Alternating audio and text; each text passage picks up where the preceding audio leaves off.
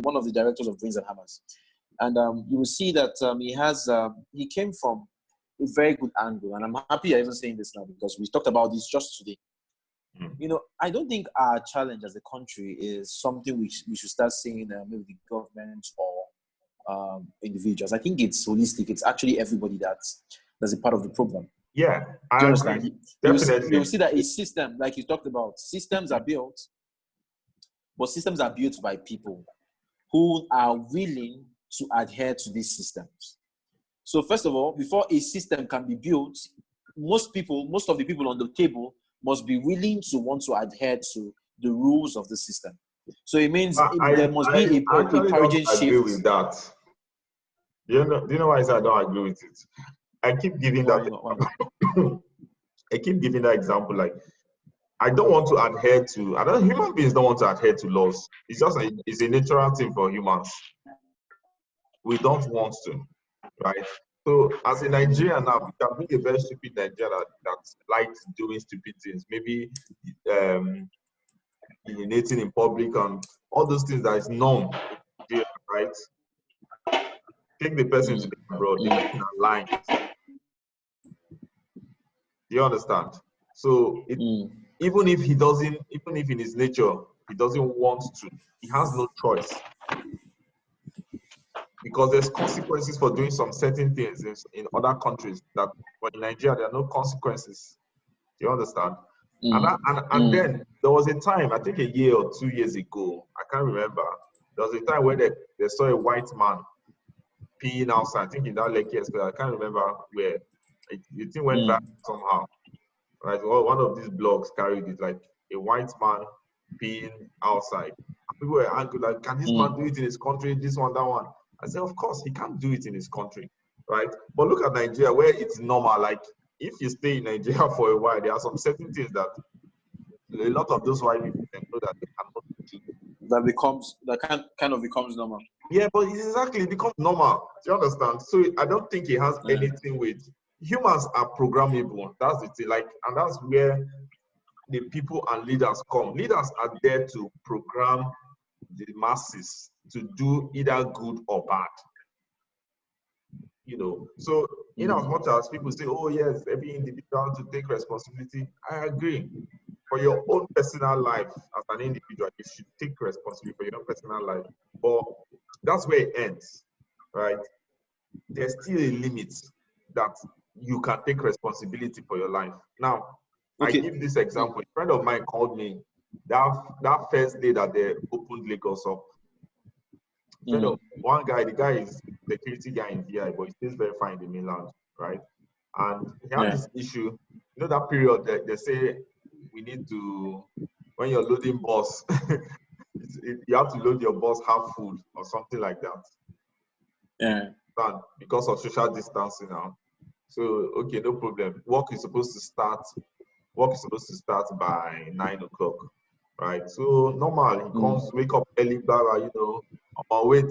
All the bus that were passing, they were full to the brim. He was waiting for the half bus that he will practice social distances, right? That guy stand in that place for like 2 to 3 hours. Meanwhile, work is waiting. If he miss getting to his workplace, he risks being fired, right? After a while, nobody told him to jump into any bus with there, right, to get to his destination. And then you now hear people, when people see that image, you now say, oh, Nigerians are stupid. They cannot take personal responsibility. Do you understand where I'm coming from? But the system did not create that platform for me to be able to do that. So what happens? All man for himself. You have to do what it takes to survive. And what it takes sometimes are not noble, right? What it takes sometimes are not good. But you have to, because the system is not there to enable you, even if you want to do something right. You get where I'm coming from? So in as much as I get your point. In as much as I agree with, take personal responsibility, but yes, in that kind of situation, what would you tell that man? He should not go to work. Okay. See what I like to say it. Yeah. Oh, yeah. Now see. Okay. Now we come. Okay. There's something I do when I collect jobs.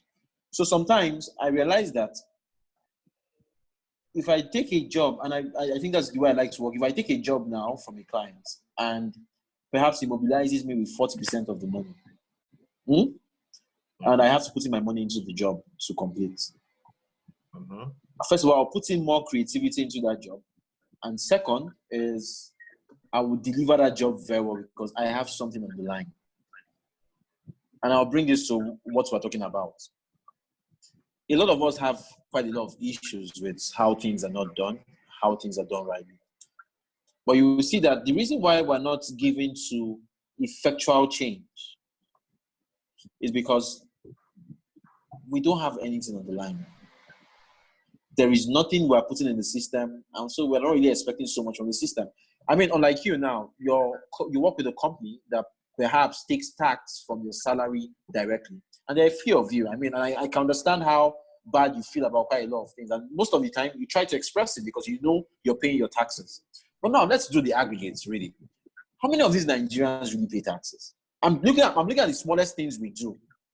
Because the point is, when you start putting your money in something, when you put your money where your mouth is, you will see that when things are wrong, you can start holding your leaders accountable. But I still will not agree with and that. That's... Do you know why I say that? Yeah, when I say a system creates bad people, right? Yes, I agree. Nigerians don't pay their tax, but have you wondered why? Because the way I look at this, I don't. But there is nothing. It's just like you meeting me now. To be honest, I don't believe in anything in two wrongs making any right. And I don't like you. I'm not saying that. You're already misquoting me. Can you hear me? Okay. Can you hear me? Okay. Sorry. Sorry about that. Yeah. I'm not saying it is right. I'm not saying it brings bad results. I'm only trying to understand the why. The why doesn't mean justification. You see, if you want to solve a problem, you need to detach yourself emotionally from that problem and do critical analysis, right? So when I'm looking at why, I'm not looking at why because I'm trying to find the behavior. I'm looking at why because instead of solving a problem from the branches, I'm trying to solve the problem from the root cause. So no matter how much you cut the branches, once the root is still standing, that thing still grows back. Do you understand? So when I'm saying the why, I'm accepting that yes, they behave that way. Do you understand? Yes, Nigerians don't pay their tax, right? Again, when I say those same Nigerian person does not pay tax in Nigeria, once he goes to the UK or goes to any, he pays his tax. And the question is why? Do you understand? Because you see where your tax works. So I think yes, I think our major issue has never been that's why I keep telling everybody. It's not that of course you can say yes, we have faulty leadership, and I feel the major problem we have as Nigerians is that a lot of us have lost belief in our country. Why? So you see that, and it's just sad because obviously in the past, a lot of people had failed people. Since that Biafran war time, after that whole thing, a lot of people just lost faith in the country. You know, everybody trying to just get what they can get out of it and move on. You know, that's where we are now. Even the politicians, they grow as children like me and you. They grow into that place, but the mindset now is, what can we get out of this country and then move on? But I pray that we now get to a point. I pray that now, it's a good thing we're talking about this as young people, as youths of the country, because I pray we start having a mindset where we should be worried about the things that actually leave our country. We should be worried about, how we negotiate our country. Sorry, this is the point I always try my best to bring out, and I find it difficult for people to understand it. You know, when people say we need to have, we cannot, like, it's if you follow that approach, we'll never get there. Like, do you know that Nigerians can never have that? So what would you rather? Good. What would you rather? Question. Now, what's to me the only way out right, is to find a way to put the right people in power. Now, again, it's a little bit tricky because so who are the right people? Wait now, let me explain. Again, it's a little bit tricky. Why do I say that? Is because so far it's still the illiterates that vote people in power. So there's no way that those people can vote somebody that is capable. Do you understand? I can't vote a qualified person. That's one, because most of the people that vote in Nigeria are illiterate. So this is where the difficulty comes. So even if you want to put the right leadership, the question now is, how do you put that right leadership? Do you understand? Because the way the Nigerian political system is structured, it's still going to be the same political people that have been ruling us from beginning that will continue to rule us. Why? Even if they do the normal voting and everything, by the time election comes, they buy rice for so and so community. All those community will vote. You understand? Like, so there's already a serious gap in that. Like, okay, then how do we now get the right leaders, right? So that's one area you look at, like, because the people have already been suppressed and oppressed for so long. They are not, most of them are not educated. 90 million Nigerians are poor. It's almost, they are already in a disadvantage. It's going to be extremely difficult and almost a miracle for those type of people to produce a good leader. Do you understand? So that's a problem on its own, right? So another thing now is that even when a smart person, no, for me, okay. Let me just finish. Even when a smart person comes, because of course I believe that in Nigeria there are a lot of people that are qualified. It's just that they cannot get there. So even if a smart individual with the best plan that is very qualified, right, comes up, that, oh, I'm going to run for, just like when people say, oh, go and run for presidency, you know how to talk, you get ideas. I don't say if I run, I don't go win. They understand? I won't win. Why? Because you have all of this, all of these political guys, they have more money, they have the talks, they have everything, So how do you, as a smart guy, first of all, smart people don't even want to try it because it's risky and all of that, but even the ones that have tried, you see how they have been suppressed and slammed to the ground. So there's also a gap in that area, right? For me, this is the point. So for me, this is the point where thinking out of the box we have to come in. Now, I don't have a solution. I know that there's a solution.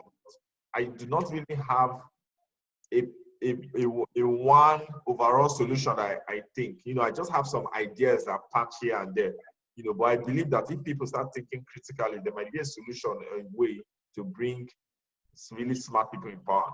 But I think one of the ways that a smart person or smart people can be in power is by adopting the same style our corrupt politicians are using, regardless.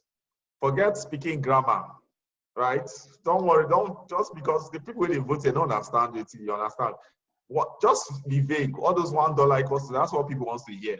Buy them, right? Like, do all those things just to get to the. I don't need to play clean. You understand? Because that's again, this is not, I'm not saying this is like the main solution, but it's just an idea of thinking outside the box, Just don't come with this smart telling us the best, Most Nigerians don't understand that. They understand this victory. They understand giving them rice. They understand $1 equals to 1 naira. They understand those things that are lies, clearly lies, but no problem. Let me just chop my own so that next election comes, we'll chop again, because we don't know when we will chop. You understand? After all, they don't believe that if you go there, you'll do anything for them. You're bringing money. For me, money. Why not? For me, I feel that the solution to all these things, which most of our elites right now has been fighting, and the political class know the solution to this. You can get good people right now, which obviously cascade to better economy, is when you give the larger population, first of all, give them access to information. I'm not talking about education right now. I'm telling them what they need to know. Who will give them access to information? If you, that is it. No, that is it now. Who? That's why they try as much as possible right now to deprive those people right now. If deprive those people right now from information, deprive them of basic education, deprive them all those things right now that will give them access to know their rights. The likes of Sanusi, for instance. Wait, calm down. Wait. Rap, calm down first. The likes of Sanusi, they have been in the north. That's why they don't like them. Child education and a whole lot of things that he has been saying, which is actually the fact. But they always fight them. The likes of Sanusi, the likes of El-Rufai. These are guys right now that have been advocating that things cannot keep on going. The north is basically at, okay, see the poverty rate right now they released some weeks ago. Look at the states right now that are the very minimum. The northerners. And those are you can, and everybody knows that right now the northerners account for at least 40% of anybody of the votes of this country. That is a fact. It happened in the last election. Just 3 states in the north, actually generated almost 10% of the total votes. Just 3 states. That is a fact. And those people right now, they don't believe in all those things. Like you said, they believe in give me rights. Because why? They don't have that idea. They don't know their rights. You understand? And that's what they will keep on capitalizing on them. The likes of the Southeast, you can see how the vote panned out in the Southeast and the Southwest. It was a very, very tight one. But you can see from the votes right now, people towards the Southeast, towards the Southwest, needed change. They are aware, they are knowledgeable, they know their rights. That is why right now, those kind of things, they try as much as possible to keep the Northerners impoverished. Because so they don't know their rights. So they can't elect the right people. So what do you think is the solution? So, I just told you right now, give them education. And who will give them the education? That's the question. If you're a smart guy. But the good thing about it, so the good thing about it is that the only way this can pan out is in 2 ways. One of the ways right now is that you allow this thing. First of all, you said, okay, let you maybe revolt and make a drastic change, which is going to be very difficult because we're in a democracy. You know, the external forces will come in and take advantage and cause chaos and make money out of us. Secondly, you can say, okay, let this thing right now just go on for a very long time. It might not be in our lifetime, but it will go on to get to a point right now. We can't keep on living like this. It's to get to a point right now, people will start revolting. You understand? Definitely, as we keep on. Never get to that point because human beings get conditioned. No, it will get to a point. Definitely. No. That's the system for you. That's the system for you because we can't keep on living like this. It's to get people are getting aware every day. I will buy gun very soon. I'm assuring you. When that is people are getting more aware, but it's going to take a very gradual process. It will take a very long time, no doubt. But we want that drastic change right now. It might not happen. No, to be sincere, it might not really happen in our lifetime because if you look at the way things are going, people are really, really, really not aware. The backwardness right now is the fact the gap between the rich and the poor is so wide. You understand? And they'll keep on capitalizing on that. If we really want that drastic change now, we have to do something very drastic. Else, we'll just have to wait it out. You understand? And hope for the best. You know my fear. Anyway, there's something that you mentioned when you were saying, which is provide them. You know, yeah, we understand the situation, the fact that these people are not educated, they don't really understand some of these things. You know, and then you said that we should provide them with education. You know, so but because I'm trying my best to be very practical in my head, right? You have the reason why those people are poor and why the political system keeps ensuring that they are poor is so that they can keep on ruling. So when you say educate them, who is going to educate them? You understand? Because it's still the same people in power that that wants to continue being in power.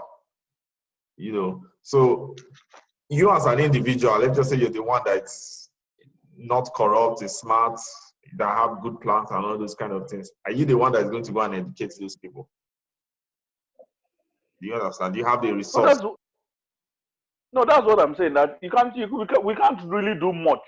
That's why those people right now, they will keep on living like that. Year in, year out, if every 4 years they keep on producing the same leaders, because that's the extent to which they can see. They can't see beyond that. Exactly. They say you can't give what you don't have. That's why I'm saying that if you are a good person, smart, qualified, not corrupt, right? And you want to rule any of those things so that you can change something, right? Instead of going to campaign by telling them what you're going to do and speaking all those big ground that they won't understand, do what the corrupt politicians are doing to gain their votes. Give them rice, tell them cheap lies. You understand those kind of things?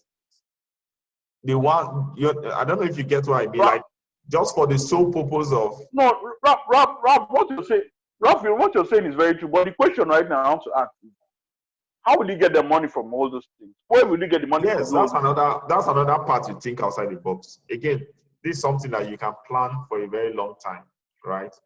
And you can, this is a solution. Like, I'm thinking of the most practicable solution to get to that point. Doesn't necessarily mean that it's something that's easy. Anybody that thinks that it's going to be easy, then don't even bother.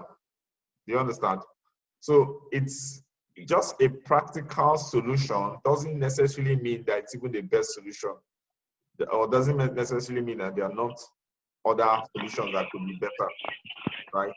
But I'm just thinking, like, to get money, it's very difficult because, yes, we know that our politicians are the rich ones. They can sponsor all those political rally and all those stuff, right? But there's a dynamic that I'm looking at. Like, normally, first of all, the literate Nigerians, the middle class, the people that went to school and all of that, right? Most of them don't vote. You understand? Most of them don't vote. So you will need to appeal to the poor people in a different way that you should appeal to these middle class people, right? Now, understanding that most of those people don't vote is one thing, but you can appeal to them in a different way. Those are the people that you should be speaking the big grammar for. Those are the people that you should be showing your economic plan. Even if they're not going to vote you, it's fine, right? But at the same time, those are the people that crowdfunding can work. Those are the people that can help when it comes to crowdfunding, you know. And I feel this is something that you cannot just wait till when it's election time, then you come out and say, oh, how do I get money? This is something that you should plan 4, 8 to 12 years ahead of time. You know, but again, I know that we don't have anybody that is so patriotic about this country to think that way, you know, but I'm just looking at practical solutions anyway. But before you know what you just said right now. Mm-hmm.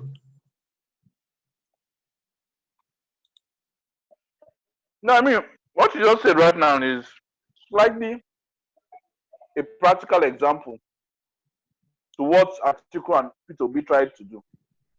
Everybody knows that Atiku is not the best of candidates. You understand? Everybody knows that Atiku is corrupt. But give to him vis-a-vis Buhari. People voted for Atiku. Only people knew that, okay, Atiku was corrupt. He had Peter Obi, which was like a mini cent. Atiku had all the resources. He used the money right now, which he embezzled from Nigeria, to try to fund the election. Obviously, everybody knew that he dashed out money, lots of money. But in this kind of sense right now, why didn't he win? there's a limit to which funds you can actually have. You can't compare your funds right now to the fund of the government. These are people right now that control the economy. They control the. You have limited funds. So as a single individual right now, fine, you might be corrupt or you say you want to go and borrow. It, for me, I think it's in theory is very good, perfect. But in practice, it's very, very difficult, if not almost impossible. You understand? These things are things right now that is very, very, very difficult. No matter how you see it. No, of course, I think I agree with you that it's difficult, But I think it might be very difficult, but I don't think it's impossible. But anyway,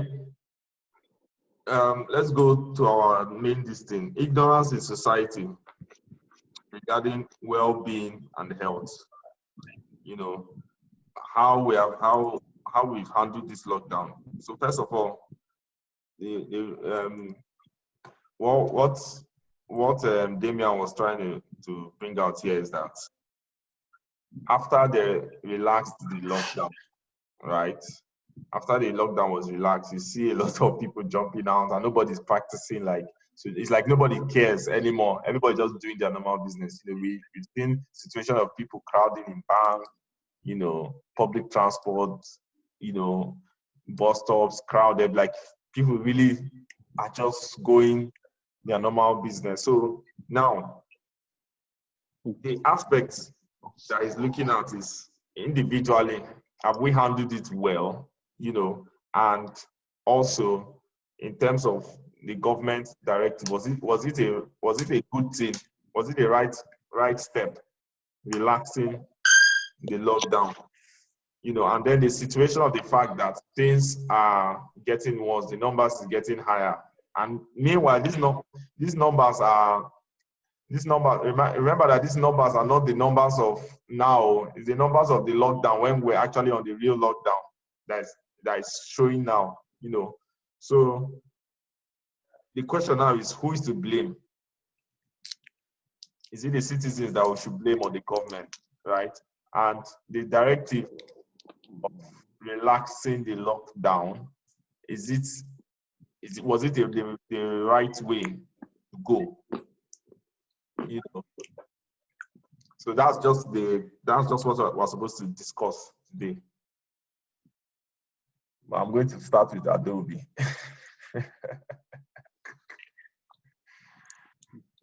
Enemies. Your blue top. Oh.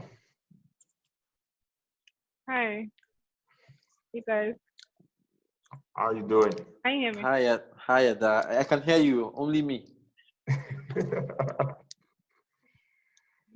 Hi, Roland. I'm fine, thank you. Hey, Ada, good evening. Good evening, Roland. Hi. I don't know. First of all, I hope we are aware of the fact that there are so many people that still don't believe Corona is a thing. That's true. There's still a large number. There's still a large number of people. I'm one of them.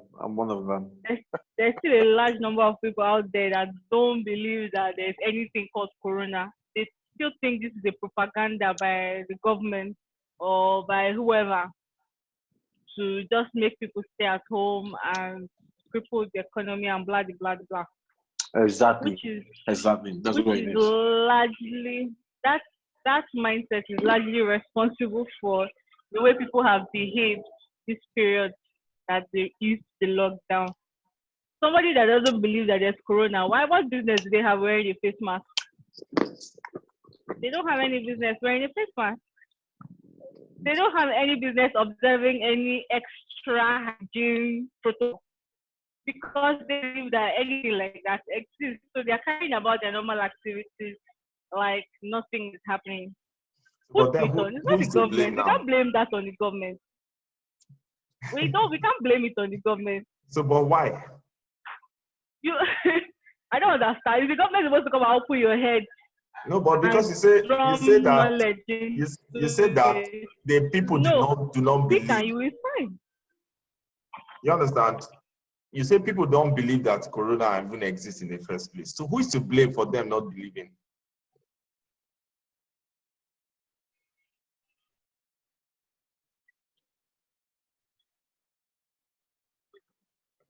Did you hear me? Personally, I cannot blame the government at this point because what else is bigger than what is going on right now? There's so much sensitization. There's emails, there's messages, text messages, there's TV, on the news. Nobody's talking about anything else except the economy and coronavirus. There is all the information you need out there. If you open Google, the first thing But is sensitization of the issue is not coronavirus. the lack of information. The thing is lack of belief. You can have information. Somebody can be preaching something to you, but you might not believe it for some reasons. The lack of if this thing was only happening in Africa, it would be understandable that people are skeptical to believe because on a normal day in this our country we are moving mad, right? And then our leaders can do and undo. But this is a global thing. Like America cannot be lying about it. Italy cannot be lying about it. What kind of propaganda does anybody want to? But do you know that the period? average poor man on the streets doesn't know what's happening in Italy? I get that. But then there's still some form of sense. I've seen videos where the average guy on the street is saying stuff like, I'll drink ogogoro and anything called coronavirus will leave me or it will not catch me. Yes. At this point in time, you can't blame it on anybody except that person because you're solely responsible for what you choose to believe and what you choose not to believe. Nobody can you into believing something.